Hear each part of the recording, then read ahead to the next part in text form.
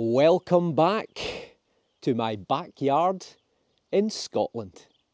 Perthshire, Scotland to be precise. So something a little bit different today. As you know, I've had some new land, I've had some new permissions, and I've been incredibly lucky. There are a lot of crop marks in the field which indicate possibly that we've... Hang on, my cat's come to say hello. Come on, Mitzi. Come on. So I've had a few great finds off the new fields. I've had a cut half, which turns out to be of Henry III. It's English, and it's a voided penny, a voided silver penny. Probably dates to around about 1250 to 1270 or thereabouts, and it is English. But better than that, I've had two Roman silver denarii over the last couple of months, both of which are of the Emperor Antoninus Pius. So I've decided to do something just a little bit different, which is I'm going to show you them in the light box, but I am also going to do a little bit of cleaning. So stay tuned and I will show you the process with a bit of time lapse, so you're not sitting there for half an hour watching me cleaning two coins. But just to show you the process, what I do to clean up some of my coins, and hopefully you will see a bit of a transformation. So stay tuned. This is every metal detectorist's dream. So a big handful, literally, of Roman silver denaries. And these have all had a clean. Some of them came out almost black, others very, very crusty. The oldest coin here is actually from the 1st century BC, and it is of Mark Antony, as in Antony and Cleopatra, from the time of Julius Caesar. There are also coins of Nero, of Galba, Vespasian, Titus, Domitian, Nerva, Trajan, Hadrian, Antoninus Pius, Commodus. There's also Diva Faustina and Septimus Severus as well. So quite a collection. And these have all been painstakingly hand cleaned over the years. And they look pretty spectacular. So this is the goal. This is what we hope to end up with once these two most recent coins have had a little delicate clean. Okay, so here we go. I hope it's not too echoey when I'm in the light box here and trying to film this as best as I can. So this is the two silver Romans that I got in the last 8 weeks, 2 denaries, and this is a solution. All it is olive oil. So I put the first coin in here the same day that I found it, so it's been in here for about 8 weeks. The second coin, I know I only posted the video, but I actually found the coin about 4 weeks ago. So one's been in here for 4 weeks, the other has been in here for about 8 weeks. I don't use any kind of chemicals, any kind of abrasives. I find that olive oil is the best. That's what I think. Now, this isn't a definitive guide as to how you should clean your coins. And in fact, some people just don't clean them at all. But this is the way that I do it. So the first thing is to get them out the oil and dab them down with a bit of paper towel. Okay, stage 1 complete. And that is what's come off the coins already. Now, I've changed this oil probably on a weekly basis, roughly every 7, maybe 10 days. So, as you can see, lots of bits have just fallen off just by being immersed in the olive oil. I haven't used any kind of agitation. And then the tools of the job. Well, the first thing I do is I take one of these, sort of lollipop sticks, and I split it in two. And that creates a couple of little wooden picks. The other thing is the good old cocktail stick. And then I also use a cotton bud. What do you call them in the US? Is that a Q-tip? Is that what you call them? So, first thing is to get the old Q-tip or the cotton bud and to give them a little light rub.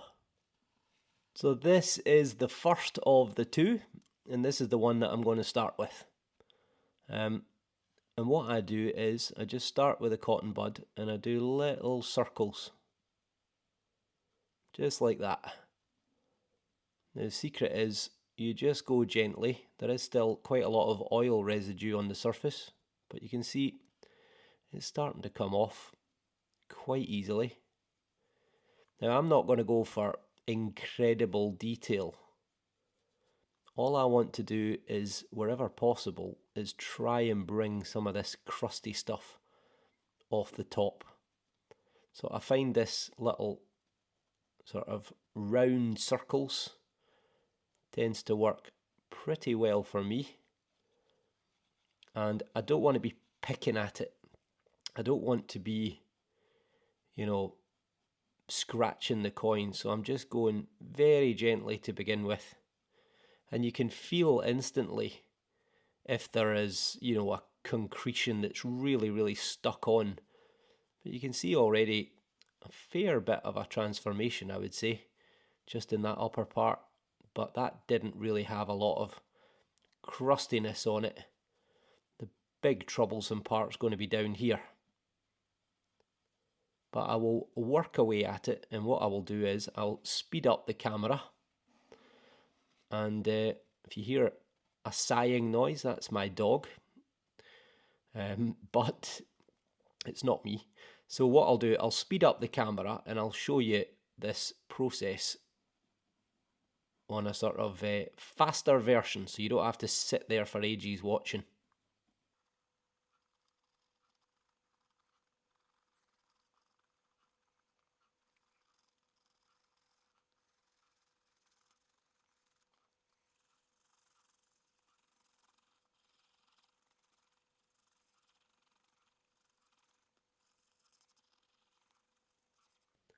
Okay, so that's the upper part had a good clean, and hopefully you can already see quite a significant transformation.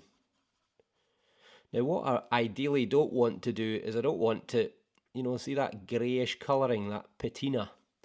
Ideally, if I can, I want to keep that. I don't want to lose it. But what I'm going to do, I'm going to turn the coin over now, and then let's have a wee rub of the back just to take the oil off.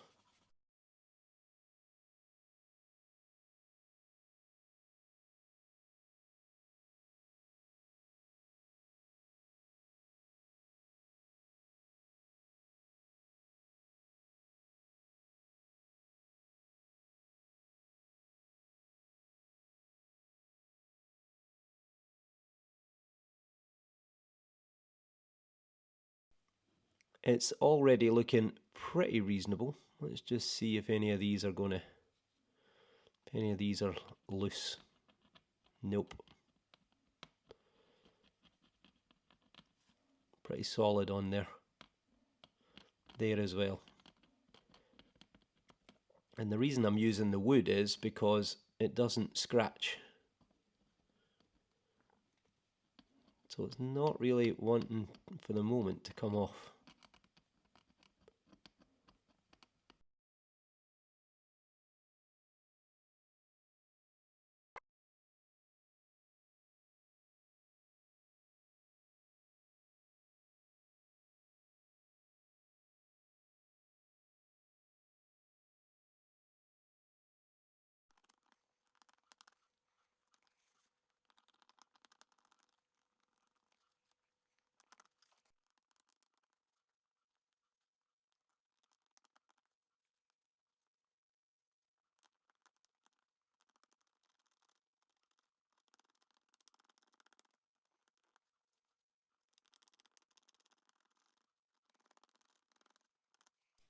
It's pretty stubborn, this one.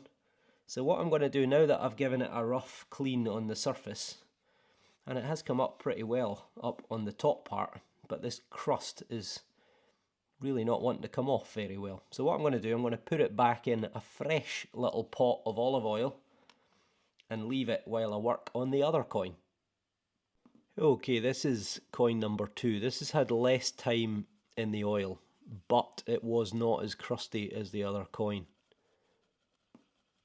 and bits of it did flake off in the field when I found it.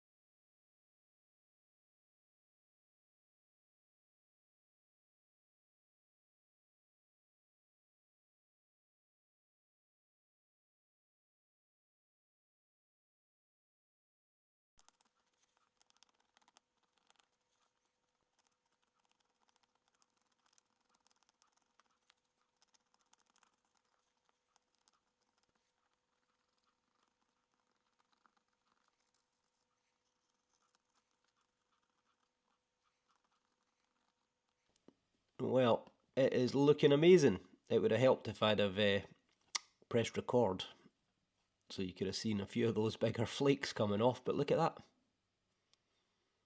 That is looking fantastic. So I'm going to put that back in the distilled water. There's a bit of crust on the edges there that I will try and get off, but I'll put that back into the distilled water and then I'll get to work on the other one.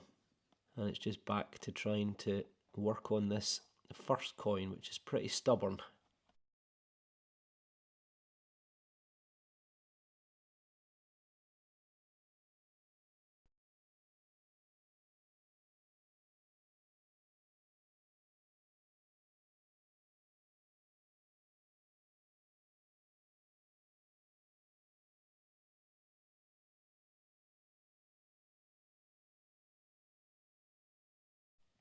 Well, folks, what do you think? There is the transformation.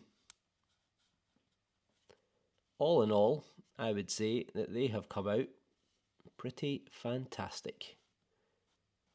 So a fair bit of work. Took me in total probably pushing on to about 3 hours to do the 2 coins. And I did them over multiple days. Various soaks and cleans and re-soaks and cleans again. And I think they've come out absolutely fantastic. Still a little bit of stuff stuck on this one that I can't get off, but it's good enough for me. So what do you reckon? As I say, no chemicals used in the cleaning process, just hard work and patience. And lots of cotton buds and lots of toothpicks. And as I say, just a continual soak clean process. So, 2 wonderful coins, both from the 2nd century, and hopefully a pretty spectacular transformation. Now, unfortunately, I messed up the camera a few times because I've got such a tight angle. I couldn't quite see the screen on my camera properly. And on several occasions, I thought I'd hit record, and I hadn't.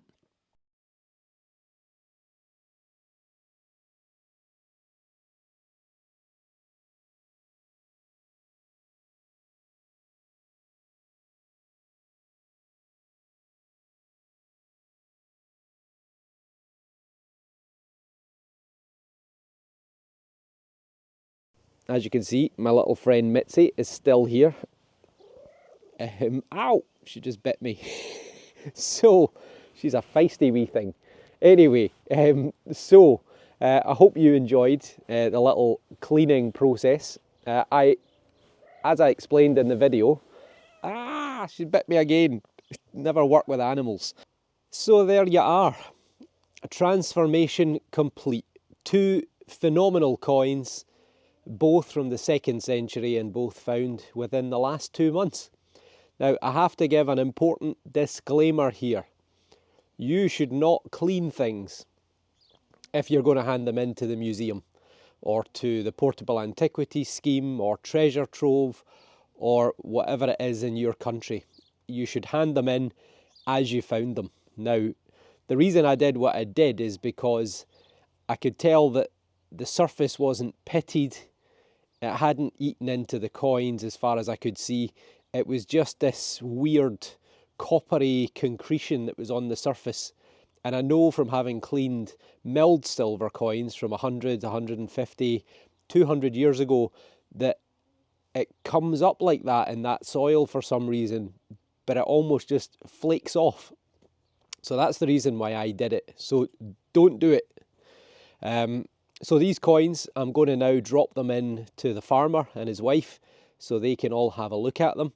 And then at a later date, I will drop them into the National Museum, to the Treasure Trove Department in Edinburgh. You are supposed to report finds within 14 days, but I know they watch my videos, so they already know that I've found them. And we've got a pretty reasonable relationship. So first chance I get, I will drop them in to the museum in Edinburgh. So as I say, I don't use abrasives, I don't use chemicals. I very rarely clean anything, to be honest. You know, I just tend not to bother. You find that much stuff that I just put it in tins and boxes, and then 99% of my stuff has still got the mud stuck on it the day that I found it. So so I just let nature do its thing. So there you go. That's how I clean my coins, or my high value coins. No abrasives, olive oil,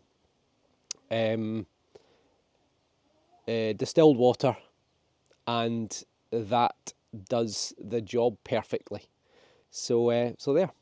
As I say, don't do it. I'm just showing you how I do it. Doesn't mean it's right.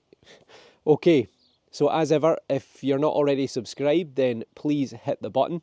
And look at this beautiful weather. The wind has dropped, and with some luck, I might even get out detecting this afternoon. So if you like what you see and you're not already subscribed, please hit the button and let me know in the comments what you think of the coin transformation.